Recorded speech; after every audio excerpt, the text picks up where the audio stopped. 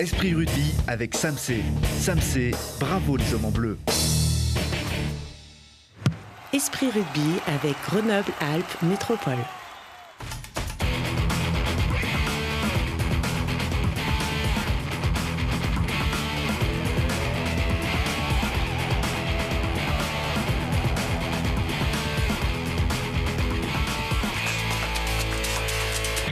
Bienvenue à tous, ravis de vous retrouver dans Esprit Rugby. Quand même, après 6 défaites de suite, on garde le moral ici, mais forcément on est inquiet et on se pose des questions. Pour y répondre, le coach Stéphane Glay, là, bonsoir. Bonsoir. Eh ben, c'est bien sympa d'avoir répondu à notre invitation. On se doute que vous êtes très sollicité, embêté un peu partout, questionné partout et par tout le monde.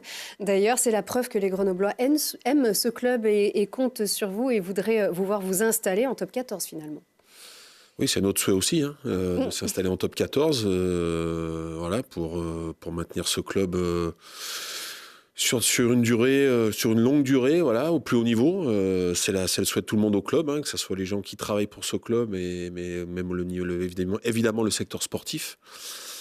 Bon, après, il reste, même si on n'est pas encore très bien classé en ce moment, on est 13e, mais on n'est pas loin de la 12e place, on est à 5 points des Agenais, donc il reste 8 matchs.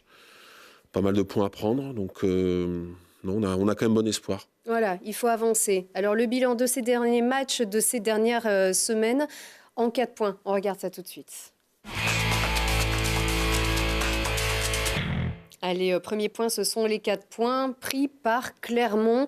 Honnêtement, tout le monde pariait sur une victoire des Jaunards, avec tout le respect pour votre équipe qui a été bien remaniée aussi, leurs internationaux et leur suprématie partagée avec Toulouse, quand même, ici en ce moment, faisait peu ou pas de doute, finalement. Ouais, on connaît l'équipe de Clermont, c'est une équipe top niveau, qui joue les 2 tableaux, qui va être championne d'Europe, qui va être championne de France avec de très très gros objectifs. Donc voilà, Clermont, c'est une équipe qui met en moyenne 40 points aux équipes qu'elles reçoivent depuis le début de saison, championnat. Donc, sauf contre vous au Stade des Alpes. Ouais, non, mais je dis quand elle reçoit une équipe. Oui, quand elle reçoit. Et donc, rien qu'avec ce chiffre-là, on connaissait la difficulté de la tâche, d'aller chercher des points là-bas. Donc voilà, c'est pas une surprise au niveau du résultat. Nous, on allait là-bas surtout pour retrouver un peu d'état d'esprit, parce qu'on avait trouvé que contre Bègles-Bordeaux, on manquait un peu d'agressivité. Et on avait vraiment besoin de se retrouver avoir un esprit un peu plus combatif. Je trouve qu'on l'a retrouvé un peu, même si le score est sévère, encore une fois, même s'il est lourd plutôt, plus lourd que sévère, parce qu'encore une fois, les Montferrandais méritent leur victoire. Mais j'ai trouvé une équipe qui était un peu plus agressive. Après, sur le score, voilà, quand on joue à Montferrand, quand on est un promu, quand on connaît la qualité de cette équipe-là, bon, on sait que c'est très compliqué, quoi. Vous venez de le dire, tout n'est pas à jeter, comme à chaque fois, d'ailleurs comme à chaque match, mais en particulier à Michelin. C'est le 2e point. Elle a tenté de résister quand même, votre équipe, et elle a aussi montré des jolies choses. Oui, on a ouvert le score déjà. Ouais, c'est vrai qu'on a mené à Clermont, pas longtemps, mais on a mené à Clermont. C'est pas donné à tout le monde. Ouais, mais voilà, on est vraiment allé là-bas sans trop de complexe, en essayant de jouer notre carte à fond. On a eu quelques bonnes séquences de jeu. Après, on sait aussi que chaque trou d'air contre des équipes comme celle-ci, on les paye cash. Et c'est ce qui s'est passé. On a eu un ou 2 trous d'air. Là, c'est Clermont qui laisse un petit trou. Ouais, c'est un moment où on revient dans la partie au cours de la première mi-temps, sur une bonne séquence de jeu de notre part. Mais encore une fois, contre une équipe comme Clermont, la moindre erreur, on la paye cash. Et toutes les erreurs qu'on a faites, effectivement, on s'est retrouvé derrière la ligne assez logiquement. Absolument. Bon, nous, on aime bien le revoir un peu sous toutes les coutures. Coutures sans mauvais jeu de mots, d'ailleurs, pour la jolie coiffe de Bastien Guillemin, d'ailleurs, ici, en l'occurrence. Voilà, c'est un peu la fraîcheur. C'est cet élan qu'on aime bien. Franck Pourteau qui revient aussi, qui a plutôt assuré, d'ailleurs, ici, en l'occurrence. Bon, voilà ces choses qu'on aime revoir, en tout cas, et qui nous rendent un peu optimistes, pour l'instant. Des phases de jeu comme ça, oui. Après, sur le reste du match, pas vraiment. Mais encore une fois, aller jouer à Clermont, c'est aller jouer chez c'est côtoyer le top niveau, hein. C'est-à-dire que même si on est dans la même division, même si on joue le même championnat, le top 14, c'est des objectifs complètement différents pour Clermont et pour nous. Donc voilà, mais ça fait aussi du bien de rencontrer des équipes et des joueurs comme ça, hein. Lorsqu'on est joueur individuellement, avoir des face-à-face avec des joueurs comme ça, parce que ça permet de voir là où il faut aller et ce qui reste à travailler pour atteindre ces niveaux-là. Donc on retient toujours des choses de ces matchs-là, même si sur le coup il y a beaucoup de déception et de frustration par l'ampleur du score et de la défaite, mais il y a toujours à retirer de ces face-à-face-là. C'est le message que vous leur avez fait passer, à ces jeunes joueurs notamment ? Oui, bien sûr. Non. Ce qu'on peut aussi voir, c'est que Clermont, c'est une grosse équipe. Elle joue contre l'avant-dernier. Et ils nous ont pas pris de haut, ils ont pris le match très sérieusement. Ils en ont pas avec des internationaux. Avec des internationaux, ils ont pas fait n'importe quoi, ils sont restés très structurés, très agressifs. Ils ont rien laissé passer. Et voilà, c'est une équipe qui veut mettre la main sur le match, qui met la main sur son match et qui lâche pas. Donc voilà, c'est des leçons à retenir. C'est une des équipes qui vous inspire, hein ? Mais ça doit nous inspirer, effectivement collectivement, mais individuellement aussi. Comme je vous dis, quand on est joueur de rugby et qu'on joue les meilleurs, ça doit inspirer nos joueurs, effectivement. Alors, si en l'occurrence Bastien Guimain a surpris la défense de Clermont, c'est votre équipe qui se laisse surprendre ces derniers temps par la plupart des équipes, par la plupart des offensives. Alors c'est le cas depuis le début de l'année 2019. On sait que c'était compliqué face à des grosses équipes. Ce sont des gros que vous avez rencontrés, mais vous avez quand même encaissé 14 essais en 2 matchs. Et puis 4 essais auparavant contre La Rochelle et encore avant 4 essais contre Toulouse. Qu'est-ce qui se passe en défense ? Après, il ne faut pas... défensivement, c'est vrai qu'en ce moment, on prend plus de points peut-être que sur le début de saison, plus d'essais. C'est sur les 4 derniers matchs. On verra sur les 4 suivants. Je ne suis pas certain que... J'aime pas spécialement faire des photographies sur un moment donné de la saison. C'est vrai qu'on prend un peu trop d'essais en ce moment, un peu trop facilement. C'est pour ça qu'avant le match de Montferrand, on a beaucoup parlé avec les joueurs d'agressivité, de combativité pour essayer d'en mettre un peu plus, parce qu'on sentait effectivement que on a besoin d'être un peu plus agressif dans ce secteur-là. Après, on joue avec le Bordeaux qui nous sort un gros match offensif avec un excellent Radradra. On joue à Clermont, qui est une équipe qui, de toute façon, marque en moyenne entre 5, 6, 7, 8 essais par match à domicile. Donc il faut attendre un petit peu avant de tirer vraiment des conclusions sur notre secteur défensif. Mais je pense que sur les 4 prochains matchs, on va en savoir un peu plus. Je pense qu'on va retrouver de l'agressivité. Je ne suis pas plus inquiet aujourd'hui sur le secteur défensif qu'il y a 4 matchs en arrière. Alors ça, c'est un secteur en particulier, mais ce qui nous rend un peu plus inquiets, on ne voudrait pas faire tomber l'ambiance, évidemment, et puis refroidir un petit peu vos espoirs, mais peut-être la cause des 3 points précédents, c'est l'infirmerie et votre collectif qui a vraiment subi une sorte de malédiction depuis 2019. Puis un petit peu avant, avec les absences du capitaine, Stéphano, Kilioni, Gérassi, Fifita, plus récemment donc Hans, Kinsey, Lucas Dupont qui revenait tout juste contre Bordeaux et qui s'est bien abîmé l'épaule, David Kubriashvili aussi, Raymond Roule qui s'ajoute aussi à la longue blessure de Loïc Godener qui va bientôt revenir, a priori, en tout cas qui pourrait jouer la fin de saison. Ça fait quand même beaucoup de cadres, ça. Ouais, c'est un peu ce qui nous inquiète. Un peu. Ouais, c'est un peu ce qui nous inquiète. Oui, non, mais clairement, c'est ce qui nous inquiète parce que c'est vrai que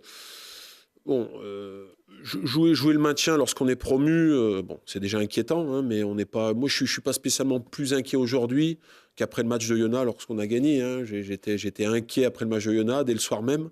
Ah oui. Oui, parce qu'on sait qu'on repart en top 14 et que c'est un championnat tellement difficile que. Forcément, il y a de l'inquiétude. Oui, mais c'était, alors pardon de vous couper, mais c'est Deval Sénécal qui disait finalement il vaut mieux se battre pour ne pas descendre plutôt que se battre pour essayer de monter. Mais complètement, mais c'est pas parce qu'on se bat pour pas descendre qu'on n'est pas inquiet. Ouais. Donc, le fait d'être à 5 points d'Agen, on est inquiet, mais je veux dire, pas plus qu'il y a, il y a 3 mois de ça ou 2 mois de ça lorsqu'on était 11e au classement. Ce qui m'inquiète, effectivement, c'est un peu les blessures. C'est le profil de nos joueurs blessés. Est-ce que c'est les mêmes un peu, c'est ça ? Ouais, on a un peu les mêmes profils. C'est-à-dire qu'on a assez de joueurs devant pour avoir une une belle équipe devant ou derrière, hein, puisque effectivement on parlait de la blessure de Lucas Dremont au même poste, mais on est quand même fourni aussi au fond du terrain, donc sur ce poste-là, donc on a de quoi remplacer ces deux joueurs. Devant, il y a de quoi aussi remplacer Loïc Gonner, Leva Fifita, David Koubriashvili, Steven Stefano. Je parle aussi de Tai Tufua parce qu'il a un problème au genou et qu'il a un peu du mal à enchaîner les entraînements et les matchs. Mais c'est un peu des joueurs du même profil, des joueurs puissants, qui ont de l'impact. On a plus là des joueurs coureurs, sauteurs, que des joueurs puissants. Et c'est un peu l'inquiétude parce qu'on a des joueurs blessés, avec Hansen Kinsey aussi, mais qui sont un peu dans le même profil. Donc voilà, on nous tarde qu'ils reviennent quand même rapidement. Et les jeunes, il y a des jeunes qui peuvent faire la maille aussi, qu'on peut lancer? Lancer, non. Non, on n'a pas de jeunes... qu'on a de côté, on peut lancer comme ça. Là, sur qui vous pouvez parier? Non, les jeunes qu'on a, on les connaît, hein, mais c'est des jeunes qui sont avec nous dans le groupe quasiment régulièrement, c'est-à-dire Michael Capelli, Kylian Gérassi, Antonin Berruyer. Voilà, c'est des joueurs qui sont avec nous, avec le groupe toutes les semaines et qui ont du temps de jeu. Mais non, pas du côté des espoirs, en tout cas, il n'y a non, pas la maturité suffisante. Non, là, c'est niveau top 14, c'est pas possible. Donc, on a quand même le nombre de joueurs, mais on est sur des profils un petit peu identiques. Voilà, donc bon, il faut vite qu'ils reviennent pour qu'on puisse avoir une équipe équilibrée. Alors, c'est le cas, Stefano va bientôt revenir?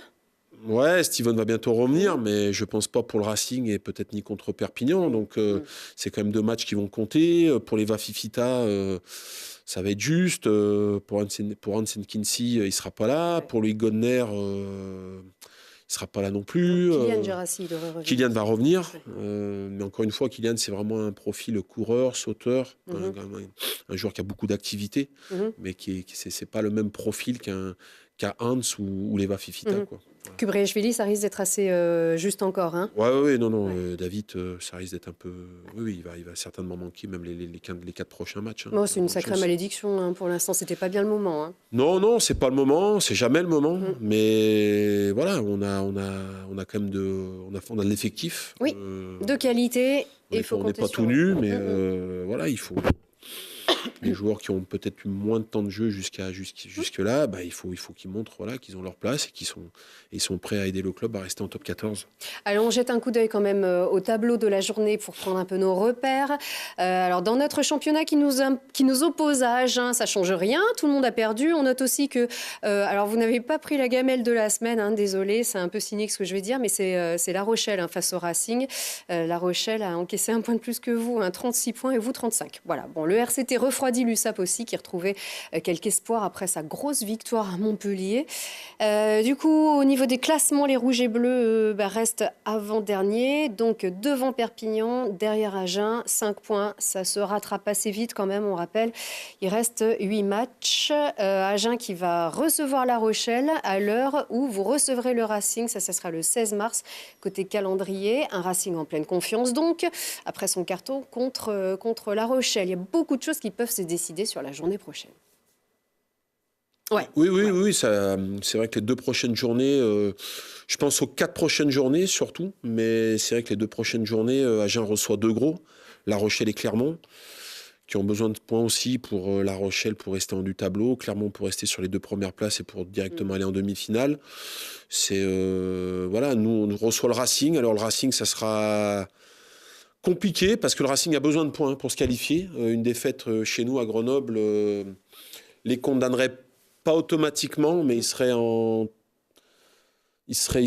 très mauvaise posture pour pouvoir se qualifier. C'est quand même une équipe comme Clermont avec de gros objectifs, Coupe d'Europe, championnat.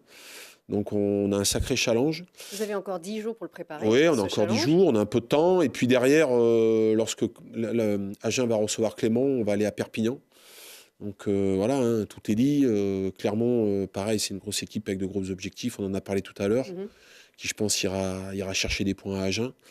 Donc voilà, si dans le même moment, on arrive à faire un truc à Perpignan, les choses peuvent vite s'inverser. Mais voilà, maintenant, il faut qu'on aille chercher des points. Il faut qu'on aille chercher des points, clairement. Alors, un petit clin d'œil à ce championnat qui vous oppose à Agen. Je peux vous dire un truc, hein, c'est que Francis Cabrel, hein, qui est un supporter d'Agen, il a des amis très chers à Grenoble. Et je peux vous dire que sa chambre sévère en ce moment. C'est les échos que j'ai reçus. Voilà. Côté people aussi, puisqu'on y est, on rappelle que sur le match de La Rochelle, il y avait un académicien absolument légendaire, un Jean-Loup Dabadi, qui est ni plus ni moins que le parolier de Michel Polnareff, qui serait en train donc de vous griffonner un petit hymne. Ça, moi, je trouve qu'il y a une classe incroyable quand même, à avoir un hymne composé par un maître, pareil. On aura beaucoup de fierté à le chanter. Voilà, Ouais. on attend qu'il sort. Ouais, bah, nous aussi, on attend tout ça, on attend des nouvelles avec impatience. Allez, dans quelles conditions, du coup, est-ce que vous préparez la suite? Vous n'avez pas de match ce week-end. Comment est-ce que vous êtes, du coup, cette semaine? D'abord, on les a laissés un petit peu au repos après le match de Clermont, parce que... Il faut se vider la tête un peu. Ouais, aussi, on est au hein. mois de mars, et puis il faut de la fraîcheur. On voit aussi qu'on a beaucoup de blessés, et accumuler les matchs et les entraînements pour régler les... C'est pas la solution. Il faut d'abord penser à la fraîcheur mentale et la fraîcheur physique. C'est toujours ce qui fait la différence, de toute façon, sur une fin de saison. C'est pas l'accumulation des entraînements qui fait la différence, c'est vraiment l'accumulation de la fraîcheur. Donc il faut qu'on soit frais pour jouer nos matchs, mentalement et physiquement. C'est ce qui fera là la différence. Un mental reposé. Ouais, exactement. serein. Non, c'est important. C'est important. Il faut de la fraîcheur. Il faut de la fraîcheur dans ces matchs-là. Donc on a reposé les gars jusqu'à mardi. On a repris mercredi matin. On a mes amis à l'entraînement mercredi, jeudi, et puis à nouveau 3 jours de repos vendredi, samedi, dimanche. Et ensuite on va partir sur une semaine classique pour préparer le Racing. Voilà. Je précise bien que ces images qu'on vient de voir, elles datent d'il y a quelques jours, hein, puisque si vous dites, mais ils sont là, les blessés, non, évidemment, c'est histoire d'argumenter quand même un petit peu vos propos, encore que les conditions sont à peu près les mêmes. Il fait encore un peu frais le matin, on peut le voir aussi sur ces images-là qui viennent aussi. Il fait encore un peu frais, mais ça s'est carrément réchauffé l'après-midi. Ça aussi, ça doit faire du bien. Ouais. Après, on a des conditions d'entraînement qui sont meilleures depuis 2 semaines. C'est vrai qu'on a eu, très honnêtement... décembre, janvier très difficile, où on a eu d'abord beaucoup de pluie et on s'est entraîné dans la boue. Ensuite, on a eu du gel. Ensuite, on a eu la neige. Et c'est vrai que ça n'a pas aidé aussi à aider l'équipe parce qu'on a eu des qualités d'entraînement qui étaient pas bonnes. Mais parce que franchement, on a eu des qualités de terrain qui étaient très très mauvaises. Donc, on arrive à retrouver une bonne qualité de pelouse depuis 2 semaines. Et je pense que ça va nous aider aussi sur la fin de saison parce que les qualités les entraînements sont de bien meilleure qualité. Alors en plus, c'est une période compliquée où chacun prépare sa saison à venir, hein. Certains ont signé ailleurs, d'autres ont signé pour vous, pendant que d'autres pensent partir et que vous essayez de retenir. Alors on ne sait pas si le maintien est acquis. C'est un virage compliqué pour vous? C'est ces quelques semaines là qui se présentent. D'abord, c'est une période que tous les clubs connaissent, hein, puisque alors tout dépend des joueurs, mais on a à peu près, on annonce aux joueurs qu'on garde ou qu'on garde pas, en général entre le mois de décembre, janvier, hein, c'est à peu près la même période, mais c'est pareil dans tous les clubs. Après, nous, les joueurs, ils sont pros, ils sont... Je veux dire, l'année passée, on a vécu la même chose en Pro D2. Hein, à cette période-là, on a annoncé à Nadia Lund, on a annoncé même à Alaska finalement qu'on a gardé, ou à Sona, Thomas Lolo, qu'on les gardait pas. Et puis on a vérifié derrière qu'ils avaient donné tout pour le club et jusqu'au dernier match. Donc voilà, les joueurs, ils ont envie d'être sur le terrain, ils ont envie de jouer, ils ont envie de se montrer, ils ont envie de gagner des matchs, c'est des compétiteurs. Donc, quelle que soit la décision qu'on a prise pour certains joueurs, on a vraiment toute confiance en ces joueurs-là pour continuer à jouer à 100% et avoir envie que le FCG soit en top 14 l'an prochain. C'est vrai que la division aussi peut changer parce que certains peuvent vraiment faire la maille aussi en D2, hein, mais donc on se dit peut-être qu'on a intérêt à garder ceci. D'autres hésitent peut-être à s'engager pour vous, ne sachant pas exactement si vous serez toujours en top 14. Enfin, c'est peut-être là que ça se joue dans les jours qui viennent, les semaines qui viennent. Ouais, c'est toujours la même chose. Hein. Autant les joueurs qu'on a chez nous, lorsqu'on les fait re-signer, ils savent qu'effectivement, ils peuvent peut-être avoir une possibilité de jouer quand même l'année prochaine en Pro D2. Hein. Il y a une possibilité. Plus confortablement, en tout cas. C'est ce qu'on veut dire, d'avoir plus de temps de jeu, peut-être. Ouais, mais enfin, on n'est pas vraiment dans le temps de jeu. On est les questions, elles se posent pas dans ce sens-là. C'est est-ce qu'on reste en top 14 et si on reste pas, est-ce qu'en Pro D2, il reste dans le projet? C'est oui ou c'est non. Donc voilà. Ensuite, la difficulté parfois, c'est lorsque justement on veut faire venir des joueurs et que lorsqu'on n'est pas certain d'être en top 14, il y a des joueurs qui hésitent. Et parfois, la difficulté, elle est là, quoi. Voilà. Sauf que le club se structure aussi de son côté. On a fait une émission il n'y a pas très longtemps, il y a quelques semaines, sur les partenaires et les actionnaires qui sont en train de parier vraiment sur l'avenir, sauf que c'est le terrain qui décide. Donc, est-ce que ça peut rassurer aussi d'avoir un club qui vraiment travaille dans la durée? C'est mieux. Et clairement, il faut que le FCG reste en top 14. Mais il faut aussi penser à la suite, à l'avenir. Je pense que ce club, s'il veut se pérenniser en top 14, je pense qu'il a besoin de structure. Il a besoin de se structurer. Il a besoin d'avoir un centre de performance. Il a besoin de... Ça vous manque au quotidien. Qu'est-ce qui vous manque en fait? Oui, d'avoir un centre d'entraînement, un centre de performance. Il faut que le club se structure à ce niveau-là. C'est dans les projets. Il y a un projet, et le club, je crois, ne reculera pas sur ça. C'est mieux de le faire si on est en top 14. Mais je pense que de toute façon, à moyen, à long terme, il faut que le club s'équipe d'un centre d'entraînement, d'une structure où on accueille des gens, où les joueurs peuvent récupérer, où ça manque pour l'instant à ce club. C'est en train de se mettre en place. Je pense que d'ici 2-3 ans, je pense que tout sera... C'est le projet. Tout sera fait. Et voilà, ce club pourra avancer tranquillement, sereinement, en espérant effectivement que sur les 2-3 prochaines années, en tout cas, on puisse garder ce club en top 14. Et puis derrière, je pense que c'est un club qui peut jouer un rôle en top 14 à moyen terme. Mais le plus dur, pour l'instant, il est sur les 2-3 prochaines années de rester en top 14. D'accord. Voilà. Alors ça, c'est pour les prochaines années. En ce qui concerne les prochains jours, beaucoup aussi, ce sera ma dernière question, beaucoup se posent la question, est-ce que d'emblée, vous êtes en train de travailler dans les esprits pour jouer les barrages? Est-ce qu'on se dit, c'est compliqué, on mise sur les barrages? Non, pas du tout. On est à 5 points d'Agen, il y a 8 matchs. On va voir où on en est sur les 4 prochains, puisqu'on reçoit 3 fois, on a un déplacement à Perpignan. Donc là, on saura plutôt. Ouais, on va savoir plus. Je pense qu'après le match de Toulon, il faut qu'on soit devant Agen, clairement. Il faut qu'on soit devant Agen après le match de Toulon. Si on est devant Agen, il restera 4 matchs à nous de ne pas lâcher.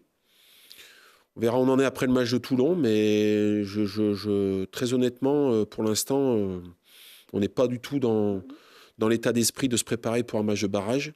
Nous, ce qu'on veut, c'est laisser d'abord 2 équipes derrière nous. Alors ça sera, normalement, j'espère en tout cas, Perpignan et Agen, puisque c'est notre petit championnat. Mais je pense qu'on en saura plus après le match de Toulon. On va voir où on en est là, si on est devant ou derrière Agen. On ne peut pas préparer une session de rattrapage aujourd'hui encore. C'est très mauvais pour les esprits d'ailleurs. C'est beaucoup trop tôt. On serait à, je ne sais pas, 15, 16, 17, 18 points d'Agen. Ça serait complètement différent. 5 points, les choses peuvent aller très vite. Donc, rien n'est joué encore. Non, là. Absolument rien. Très bien, c'est tout ce qu'on vous souhaite, vous le savez, de toute façon. Allez, nous, on est bien derrière vous. Merci beaucoup, Stéphane Glad, d'être venu. Et puis voilà, on vous retrouvera, on est sûr, avec le sourire très bientôt. Et merci à vous de nous avoir suivis. À très vite.